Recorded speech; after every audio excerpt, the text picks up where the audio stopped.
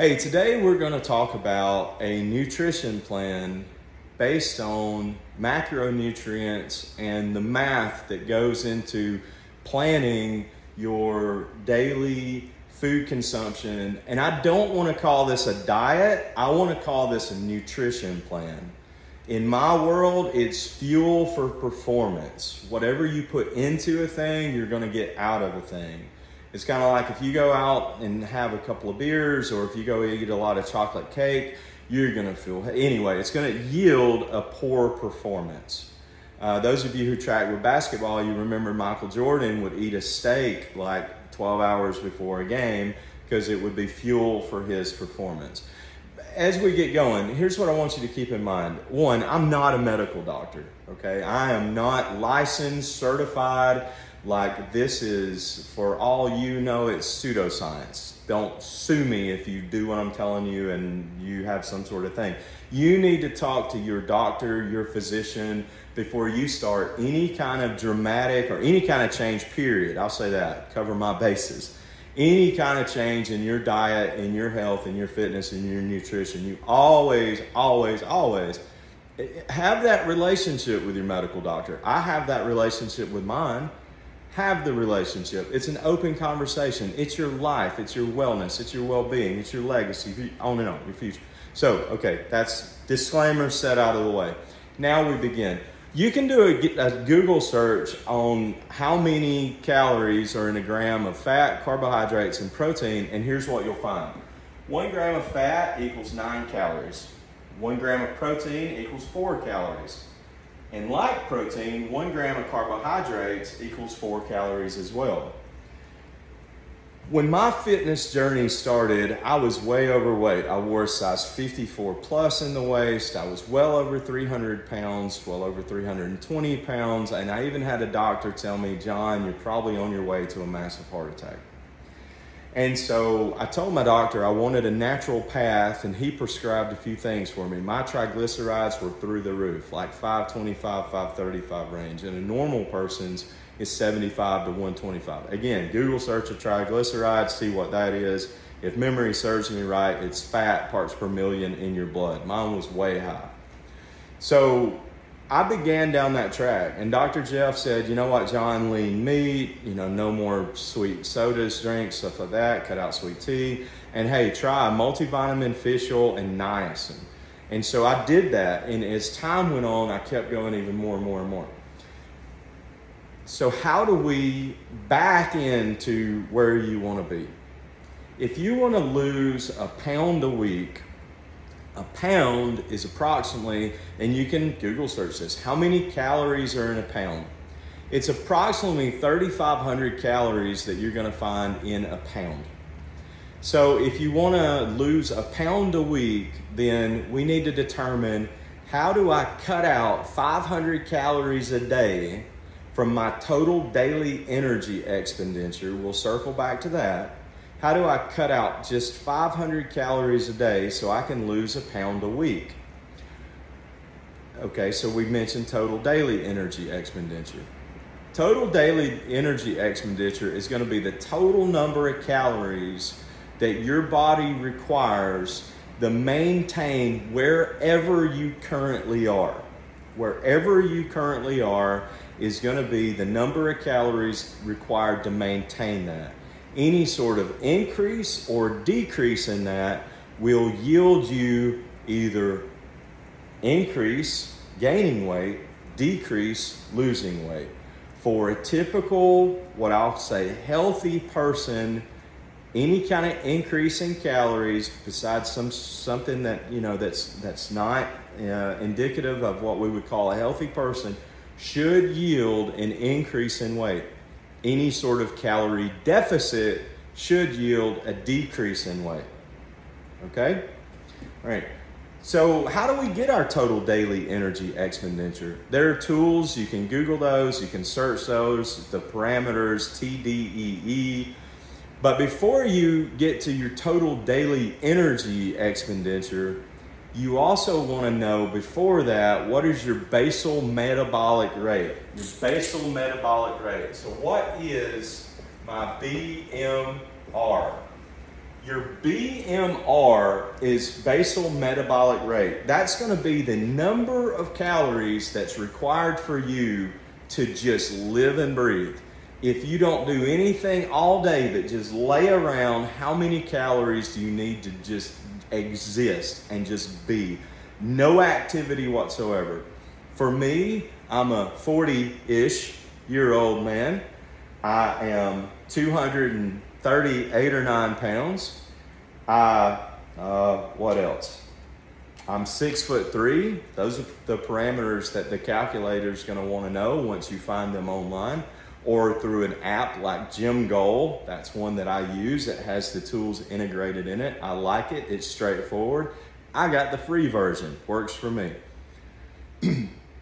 When I find out my BMR, it's going to tell me that my BMR is somewhere between 1,800 and, let's go broad with it, between 1,800 and 2,100 calories a day to just sustain life function, to just sustain current life function and my current weight.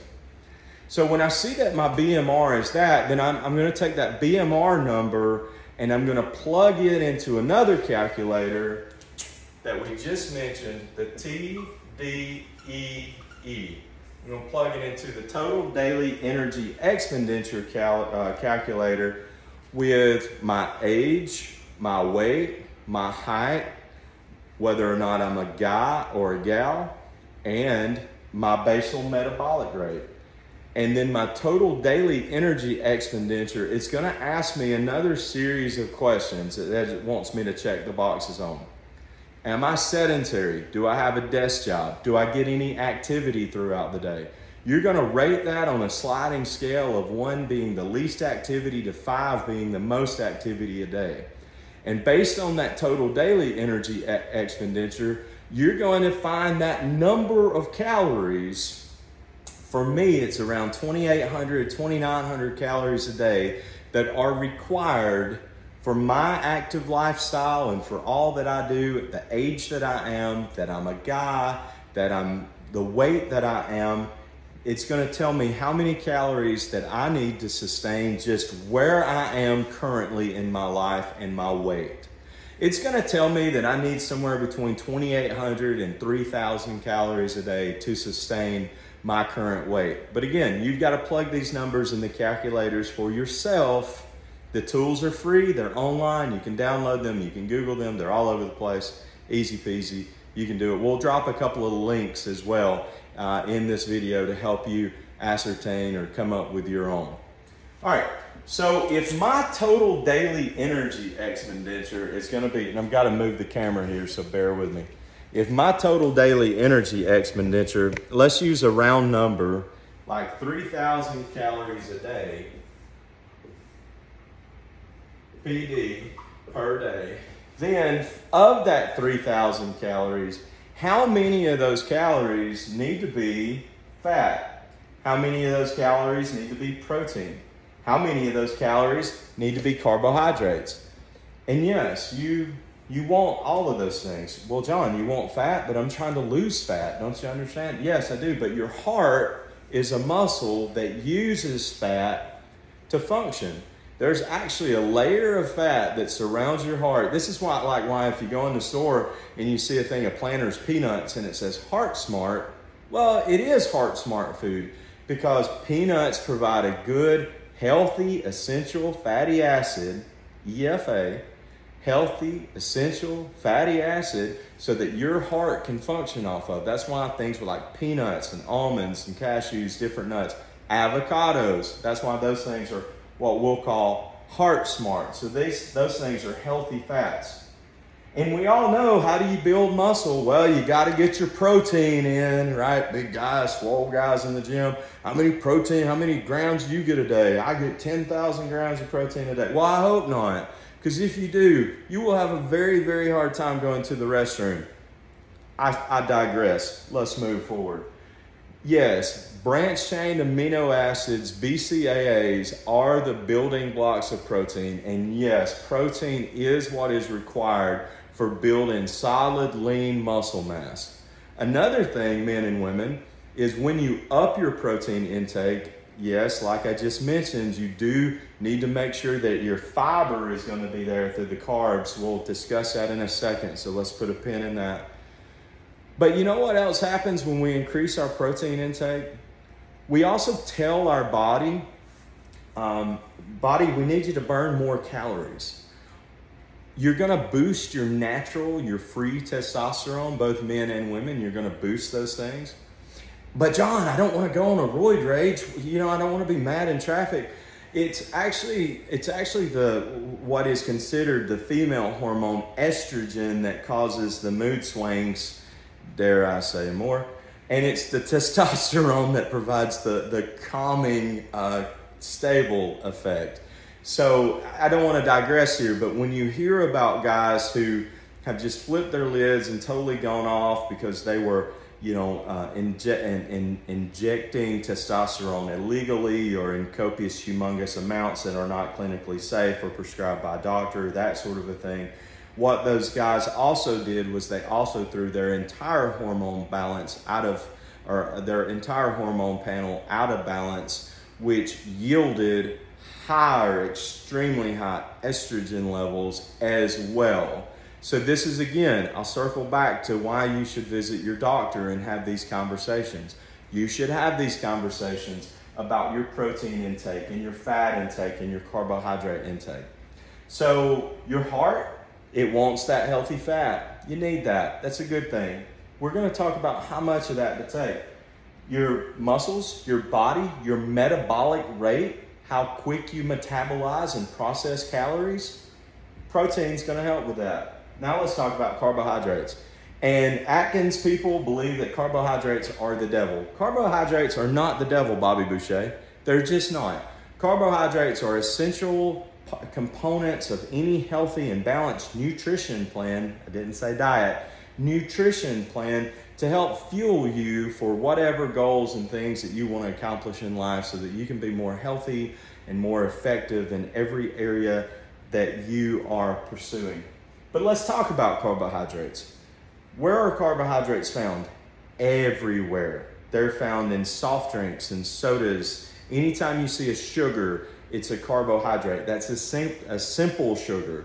We typically want to steer away from simple sugars unless we're training for an endurance event or we've just finished competing in some sort of physical demanding competition that we've exerted just copious amounts of energy, or really you work maybe a very physical and demanding job and man, you just logged a 10, 12, 14, 16 hour shift and it has been physically taxing and you need to refuel. Those would really be the only times where I would run after those simple carbohydrates. And those would really be the only times where I would recommend running after those simple carbohydrates as well. Let's talk about complex carbohydrates. The complex carbohydrates, these are the type that yield fiber. These are the type that yield a net carbohydrate rating. Fiber is a great thing because in a moment when we talk about the pie chart that's going to yield my 3,000 calories a day, we're going to want fiber to help us process, to help us continue to metabolize, to help us continue to function, and our excretion system and our waste management system, to function in a way that it's supposed to. So the fiber is definitely wonderful for that. It helps you keep moving and processing like you're supposed to. And fiber is a carbohydrate. We want to lean into those anytime we're dialing in a nutrition plan in order to cut weight, to lose fat, wherever you store fat. We want to dial away from those simple carbohydrates. We want to lean into those more complex carbohydrates. So again, complex carbohydrates are going to be found in things like healthy grains, not white bread, wheat bread. Where else is it going to be found? Oh gosh, my mind escaped me right now. But do a little bit of research of what kind of food groups or what kind of foods yield higher in complex carbohydrates, and that's where you want to lean to. All right, you ready? This is what you've been waiting for. You've stayed with me for 15 minutes of video to get to this part. This is the secret sauce in my mind in how you dial in your nutrition plan.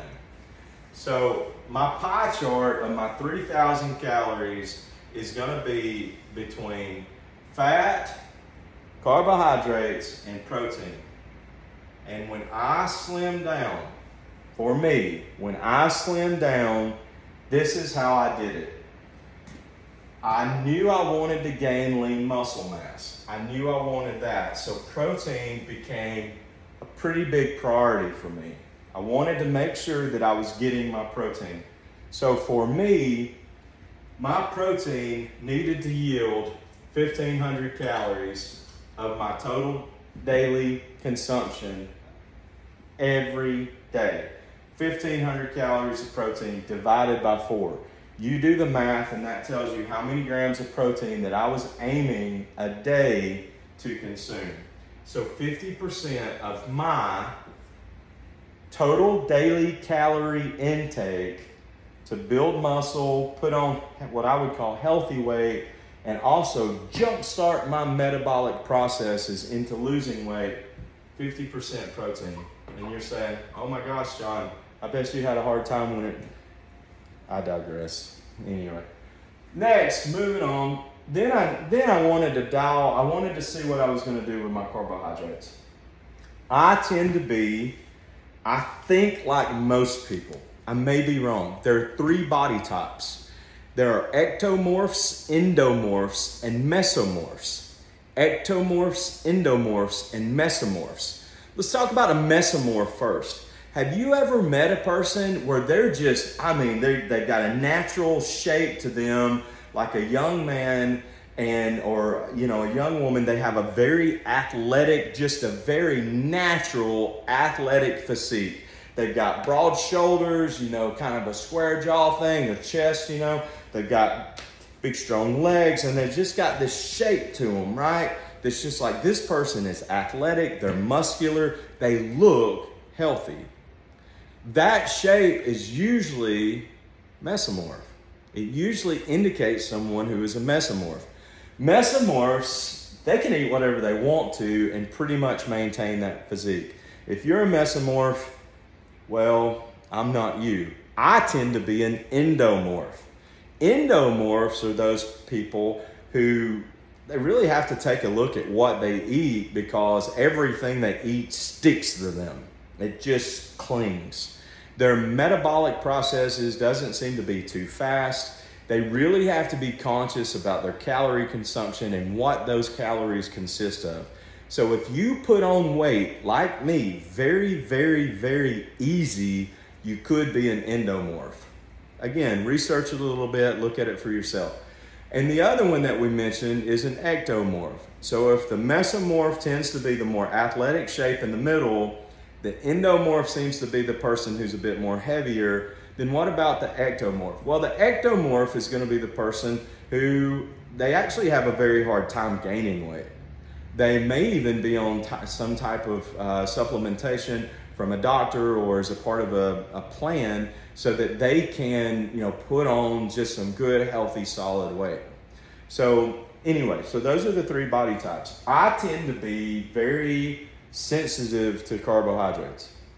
And in my sensitivity to carbohydrates, I have to really look at the carbohydrates that I'm eating. I also had to think about my total daily activity. Remember we talked about total daily energy expenditure? Am I having an active day or a sedentary day? If I'm having a sedentary day, like today, it's kind of a rainy day. You're not going to push dirt outside. There's not a lot you're going to do outside. That's why I'm inside making use of this time and doing this. Anyway, I digress. But I have to be conscious of that and think about my days, think about what I've done and what I plan on doing in the future and the energy required to accomplish that. So for me, carbohydrates, I would live in the range. This was all kind of a sliding scale, but I would just slide around and play with the numbers and see what worked for me and what felt like it didn't work. So for my daily carbohydrate intake, I would be between 20 and 25% of my total daily carbohydrate intake. So what's that leave for fats? It leaves the same thing. With my fats, I would be between 25 and 30% total calorie intake for my fats. And again, those are healthy fats. Those are things like avocado, peanuts, almonds, cashews, things like that. Really good, really great fats. So that's part of the secret sauce. And I want to tell you two more things here before we wrap this up that are need to know, that are absolutely need to know for this. The first thing that I want to tell you is, well, when should I eat all of this food, John? When should I mix this up? Or this is going to be really expensive to get that much protein, or I'm going to have to meal prep. Oh my God. Well, maybe. Yeah, you probably will have to meal prep because that the society that we live in, fast food restaurants, junk food, snacks from gas stations. If you buy a protein bar from a gas station, a quick service station, you're going to spend probably anywhere between $3.50 and $5.50 for a protein bar. And you're not going to get the quality nutrition that you're looking for out of some fast food drive-through window in the form of a sandwich of some variety. Sorry, Chick-fil-A, but your macros, they could be better. Sorry. Moving on. So how many times a day are we going to eat? Well, you're going to eat more frequently, actually. You're going to take these calories that you're looking to consume. So 1,500 calories of protein, I'm going to divide that by 6 meals. And how many calories of protein do I want at each what I call meal? I'm not going to do snacks anymore. I'm going to call meal 1, meal 2, meal 3, meal 4, meal 5, meal 6. I'm going to eat every 2.5 to 3 hours. Why am I going to do that? I'm going to do that because one of the ways that people actually put on weight, have you ever noticed someone who has a real hard time getting rid of belly fat or wherever they store fat? One of the reasons we as humans have a very hard time getting rid of that fat that we don't want to store in those places that we store it is because we do a very poor job of eating regularly or consistently. It's just like the fuel gauge in your vehicle. The fuel gauge in your vehicle tells you when you're starting to deplete and when it's time to refill. The body, in order to optimally process and move along and do all that you need to do and execute the things that you're trying to execute with your life, your body, it wants that fuel. It needs it. As a matter of fact, if you're a person who is in thought work, where you're using your brain all the time or you're managing or moving information, did you know that 30% of your total daily energy expenditure in calories is going to be because your brain is what burns simple sugars? Research that a little bit because that could inform your plan for yourself. So think about how you live and how you process and those types of things and move on. So I'm gonna want to eat around 6 times a day, 5 to 6 times a day, every 2.5 to 3 hours. I'm gonna do that because that's gonna communicate to my body, you're not gonna starve to death. I'm not gonna let you starve to death. This is one of the things that your body does when you don't eat regularly.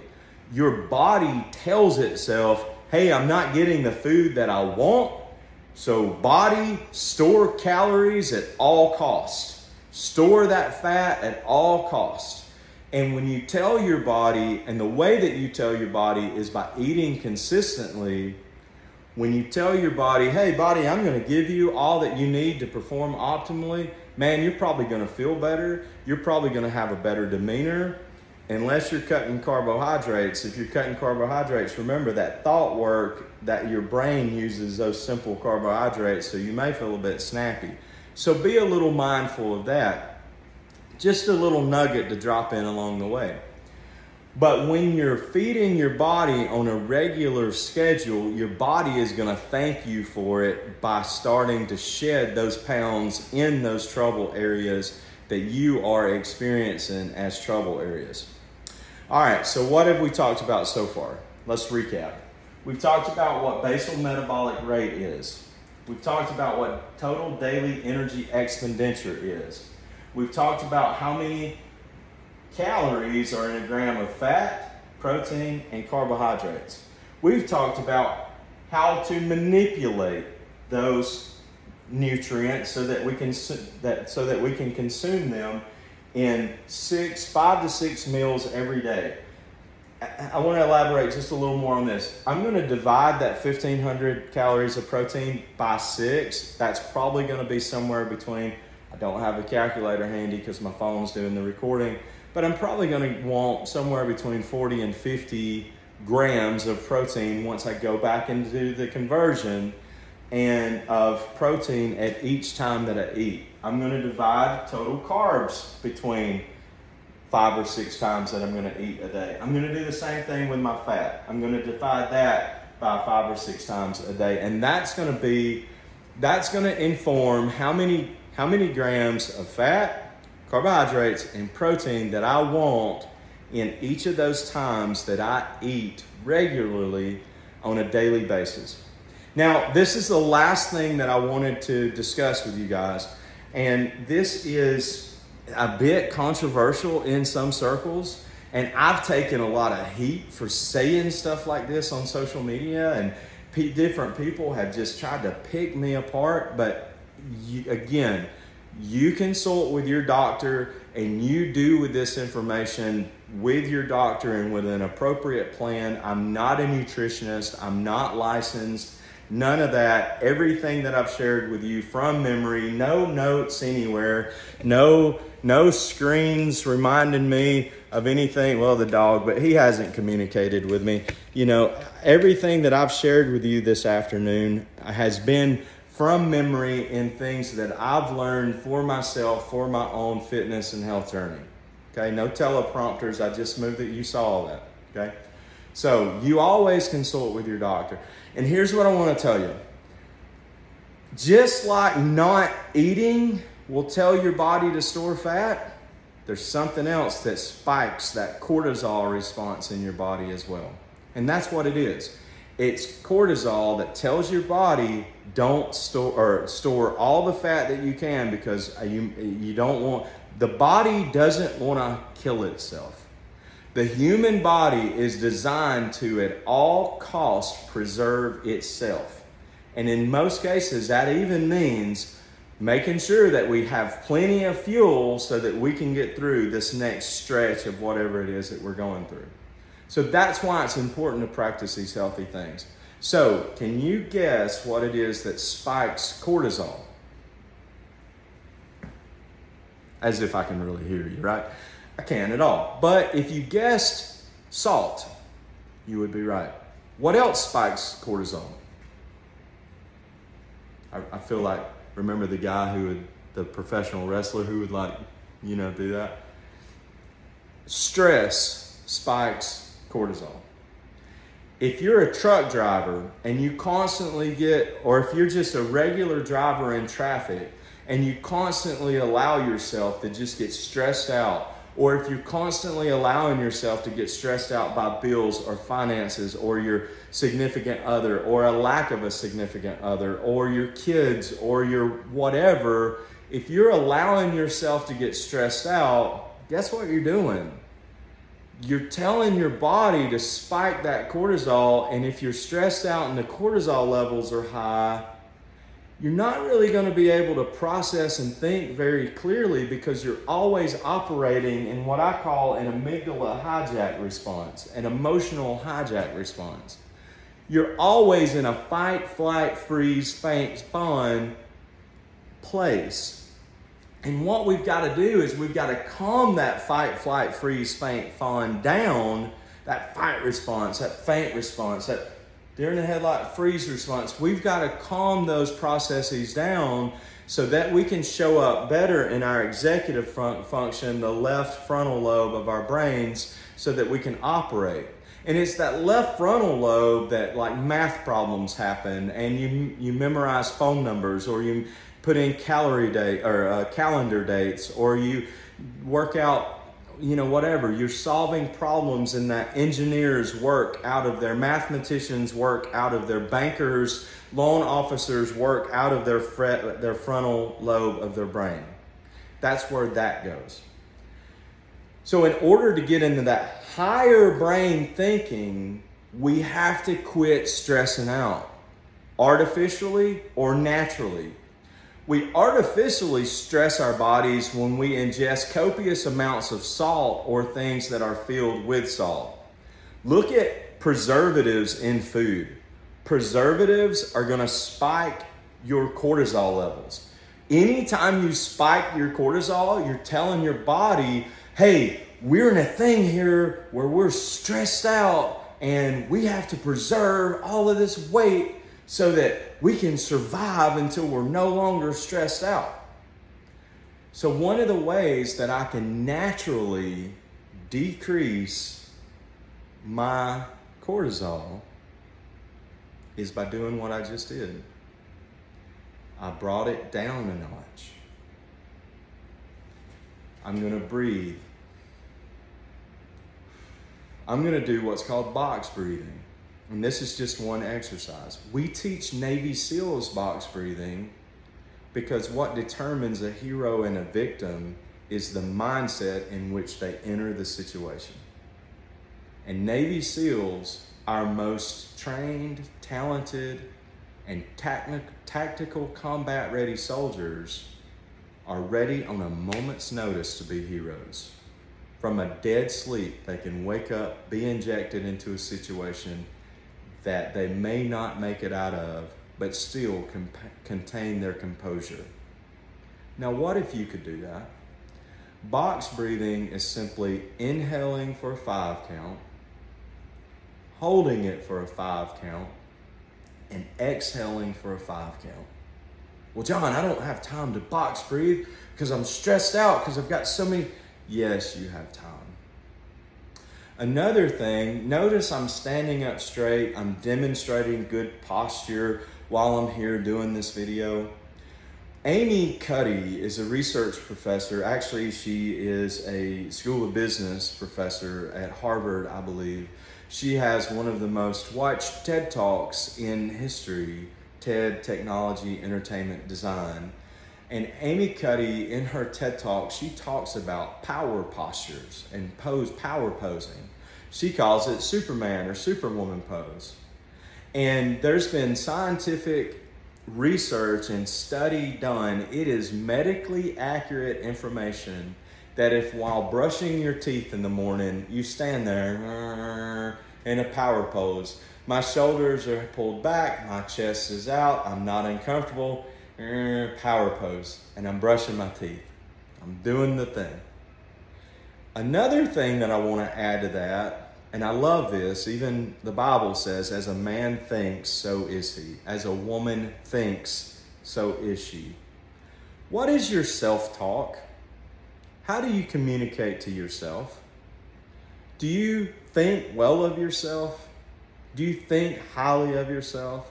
Now, not arrogance. There's a difference between confidence and arrogance. And confidence, by the way, comes from competence.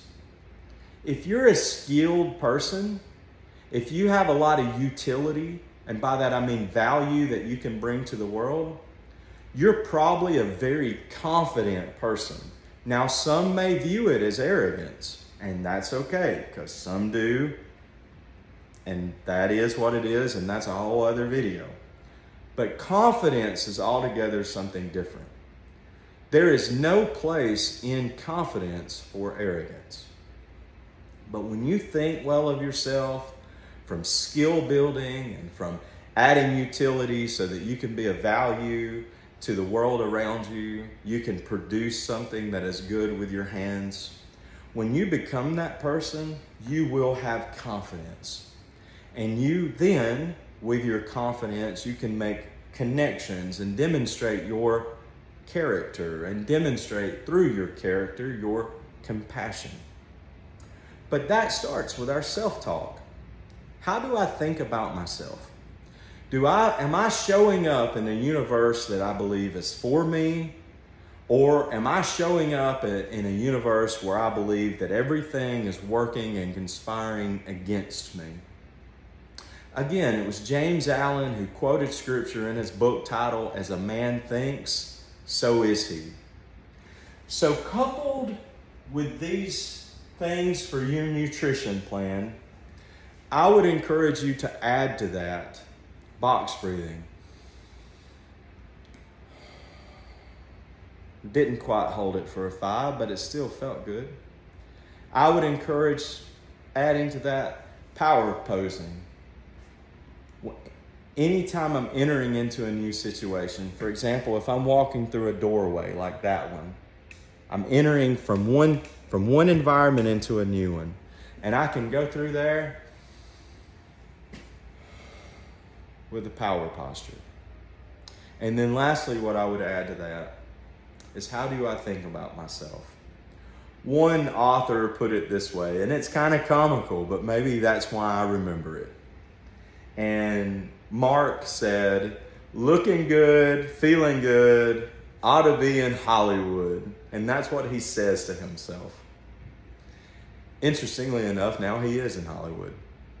Interestingly enough, he's well into his 50s and he still has six-pack abs. So by cultural definition, he's also looking good.